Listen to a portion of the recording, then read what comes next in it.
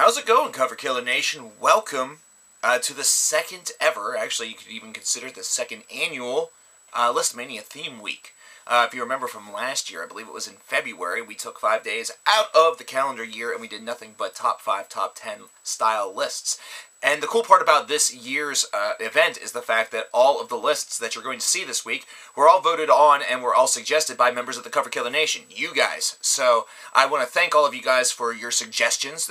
If you're not a member of the Cover Killer Nation Facebook page, where all of these were suggested to me, I suggest that you go over there now. It doesn't matter for this week, obviously, but you should definitely join the fun. That link is always in the description box below. Click on that and it should take you right to where you need to go.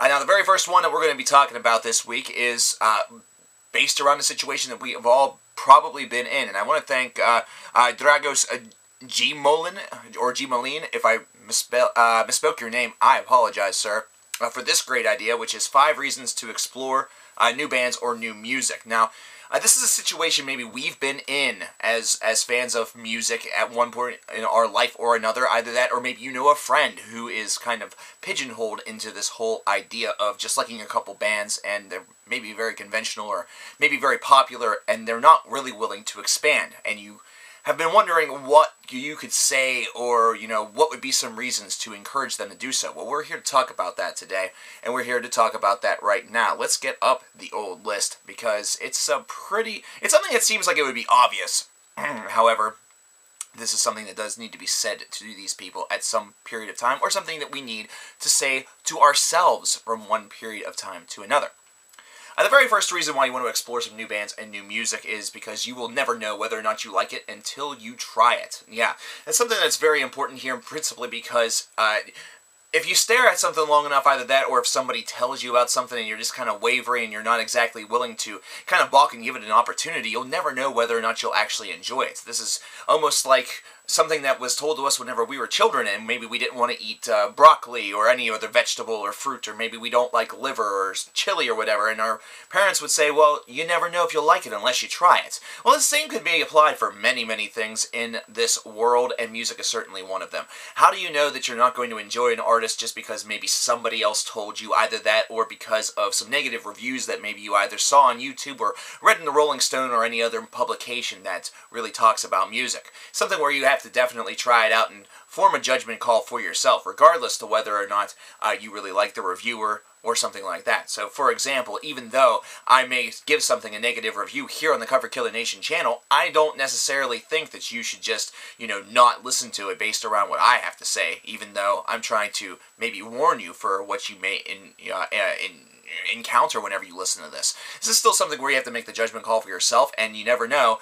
There is always that opportunity that you or I, or you and your publication of choice may disagree on something, not to mention it's giving you a wealth of opportunity to check out a new artist and maybe find your next favorite artist, or at least one that you respect enough and would want to see live and things like that, and expand their fan base by one. And for you, it may be something that will really benefit you as a human being as far as the experience is concerned. What about this? What about how it helps assemble a well-rounded music collection? This is something that goes kind of hand in hand with the previous one. That's reason number 2. Music collections that are very specific toward one genre or one style of music are definitely commonplace, and you can definitely tell kind of where somebody is centered as far as their musical palette is concerned. However, having a nice, well-rounded collection, something that includes a little bit of everything, something that we probably both have, you and I, is definitely something that, for the music fan, should it be of high value and high importance. And the only way to do that is to really go out there and kind of go in the left field and sample some things that you never thought that you would sample, and really listen to a couple of things that maybe people have said you may not like, but you don't know until you try it, to go back to the first point. This is something where, in order for you to really feel great about your collection, it's one that's going to have to be diverse, one that's going to have just a shitload of different things. Now, this is something that can happen easily as you grow, but even whenever you're in the present and perhaps have a little bit more of a well-defined taste in mind, it's still something where you need to step outside of your box a little bit and check out something new, because you never know. That might be your next wave. That might be the next thing that you purchase in droves and work to really, assemble a portion of your music collection tailored toward either that style of music or music similar to a band that you may have discovered. Number 3, a wider taste increases your creative output as an artist. Yeah, this is something that seems as though it would be silly and, everything should be driven by what you're feeling on the inside and your level of talent. But if you have more of a diverse, range of bands and influences that you listen to, a very wide range of different things that perhaps tailor to your musical creativity, it definitely can help you, especially if you're a musician, but even if you're an artist, a painter, or even if you're a writer. This is certainly something that can affect the way in which you write. It's something where you may try to write something in a different style, either that or it's something that may cause a different brand or a different type of inspiration to come upon you if you're a painter. Perhaps what you hear through the music will encourage your brain to, come up with a different conceptual visual than you did, 12 months ago whenever you weren't listening to it. Having that wider range definitely also helps you whenever you're in the mood to be creative, because it gives you kind of a catalyst point to really go off of. It's something that if you have something that always seems to get you in a very perhaps philosophical mood, if you're a writer and you want to write something that has a lot of depth and layer to it and really kind of think, maybe you want to listen to a certain band. If it's something where you just want to write something fun or paint something fun, you're just doing this casually just for enjoyment, then maybe you want to listen to something that's a really lightened mood instead of something that has a darker mood that may cause your work to come out very, very differently. That's really all the more that it is. Remember those experiments where they experimented with plants and how they grew relative to the style of music that they listened to? It's almost similar to that, because they examined that the plant structure and the way in which it grew definitely differed, not only structurally, but also in how well that the plant did based around the music that it listened to. It was kind of a silly experiment whenever you thought about it, but the results were kind of entertaining, not to mention really, really eye-opening. The same thing can be true with the creative element. If you listen to a certain style of music and then listen to a completely different style of music, maybe your thoughts about what you want to do creatively with your art will have two different faces, and both of them, whenever combined, may create the hybrid that maybe this industry needs right now. This is definitely something where you want to soak in as much as you can, mainly because it will help you down the line if you want to use your creativity and use your art as potentially a career. Number 2, or should I say point number 4, I have these listed here, the community aspect of this. This is probably one of the biggest reasons why you want to sample as much music as humanly possible, especially in a genre or a subgenre that you particularly love. The reason why you want to do this is because you can tell people about it, either that or people can exchange more information with you. What should really happen with music is, since we are all individuals, and since we all, find things at different times and like things for different reasons, different things hit us at different times, either that or for different reasons, this is certainly something where we need to take all the information that we get from others as well as give them information. And this way, we're able to, together, really forge a relationship with these different bands and really expand their fan bases and, expand their name and everything like that, while at the same time we're also helping one another out and perhaps forging a friendship that way. The community aspect is also important because this is how word gets around whenever shows come to town, and you really, whenever that happens, you have less of a chance of hearing somebody say, damn, I wish that I knew that show was coming to town. Now you can say, hey, I told you, and we went, and it was a lot of fun. The community aspect is definitely the thing that helps drive the artist further in their career, and it's definitely something that helps drive your career as a music fan, principally because it gives you more of an opportunity to sample new things, and now with that whole communal idea, there are maybe, 10 to 20 to, if you're online, 20,000 different people telling others about the things that they have discovered and, maybe describing them a little bit. And you can tell or you can sense, whether or not it's something that's tailored to you. With all of that in mind, this is something that is of the utmost importance, and you should sample more music based around the suggestions given to you by the community, but you should also have a lot more to offer than just, the cookie-cutter bands that everybody knows about. And finally, the final point that I think is so important to this is that you are overcoming the fear of convention. Conventionality is something that's very safe. It's something where we're in the same box as everybody else. We look just like everybody else. We're not getting made fun of for what we like and what we don't like, and we are not necessarily, being seen any differently than the people that are around us.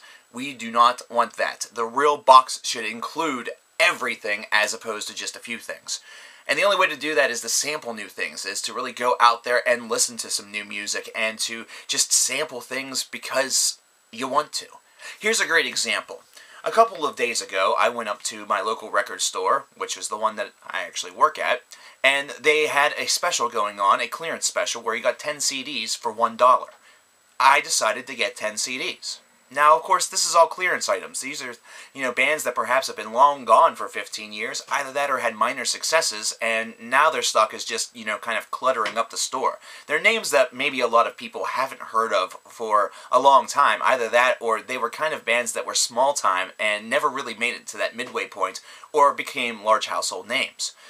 But based around that, it's still worth getting 10 CDs for $1, regardless of the fact that I didn't know who they were. Yeah, I understand. The price is right, so that definitely helped out the whole, mindset of why I was doing it. But at the same time, I was picking up stuff and sampling it just because of the band name, just because of the way the cover art was, because I liked the track listing, because I liked the years in which I saw that the music was from. I was definitely high up on the 1990s, especially the middle part of the decade, where there was definitely a lot of creativity in the music. It's something that I've known from the various bands and the various research that I have done based on the subject. Now, this is something that for the novice, the person who's just starting to get deeper and deeper into music, should be doing almost on a weekly basis. They should definitely go up to a record store or just find a couple of things wherever they buy their music that looks different. Either that or something that they don't know a lot about, and give it a sample and determine whether or not they like it or not. This is something that's almost essential for you, principally because even if you end up not liking it, it's still something that you sampled and tried. You kind of can cross that one off the list as something that maybe isn't for you. However, if you don't do this, there's a good chance that you're passing up on the band that you're going to love, that perhaps 5 years down the line you hear on, somebody's car radio or just by chance, and you wonder, man, why didn't I get into this sooner? And, well, the answer will be because you didn't give it an opportunity. You didn't give it a chance. You definitely need to take the opportunity whenever it's really presented to you just to sample something new. It's something that if you're really looking at something that you already know about, and you look at something that's new, and you're trying to determine whether you should buy the thing that you know or the thing that you don't, a couple times more, you should actually go with the thing that you don't know. Principally because it gives you the opportunity to find something that you may end up loving. And that conventional thing, chances are that's going to be there, all the time. That's not something that's going to potentially phase out based around the fact that it was a limited run. Either that or it's not going to phase out because nobody buys it and it has to get shipped back to a warehouse. This is something where the conventional thing will almost always be present for you. Something that you can always go back to if you have no other ideas or nothing else seems to interest you on that particular record store shopping experience. Instead, you should go after the things that you've never heard of before. Either that or things that you've only heard, maybe a quib about, but you don't know anything about their music. You've never heard it. You might as well sample it. You might as well give it a shot. So, let's discuss one final thing. Let's discuss how many times we go into record stores and do something like this. So, in the comments below, I want you to tell me the last time you went into the record store, whatever record store it is, maybe even drop a name. When was the last time that you went in there and you picked up something that you had no idea what it was and just ended up buying it? And what did you think of it? Was it good? Was it bad? Did it shape you? Was it something that ended up becoming a huge part of your musical existence, or something that was just a minor blip on the radar, but at least you knew that it wasn't for you? These are the experiences, these are the stories, these are the moments that really shape us as music fans. And whenever we're draped in convention and basically just listen to the things that we're being told to listen to, well, we don't grow. And this is the reason why you should take the advice of this video and go out and sample new things. Things that are just random. Things that are strange. Things that don't seem to make any sense. Things you've never heard of and probably never will if you don't pick it up on that day. So when was the last time you tried something new? What was it? I'll talk to you later.